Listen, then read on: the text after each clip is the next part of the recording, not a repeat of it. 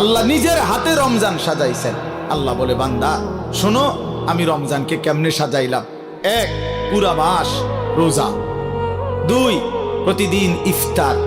3, প্রতিদিন সাহারি। 4, প্রতিদিন 20 রাকাত তারাবি। 5, শেষ দশকে এতেকাফ।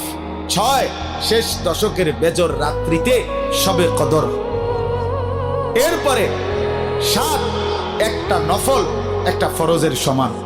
8, একটা ফরজ 70টা ফরজের সমান। 9, প্রথম দশক রহমত। 10, মাঝখানের দশক মাগফিরাত। 11, শেষ দশক জাহান্নাম থেকে মুক্তি।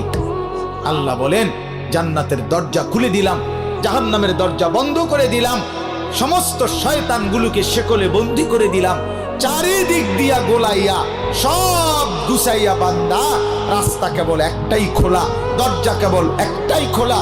পুরা রমজান রাতে আসো, দিনে আসো, দুপুরে আসো, শুধু আমার গোলামি করবা, গুনাহ ছেড়ে দিবা, আর একটা দরজা দিয়েই সবাই ঢুকবা। শুধুই জান্নাত, শুধুই জান্নাত, শুধুই জান্নাত, শুধুই জান্নাত।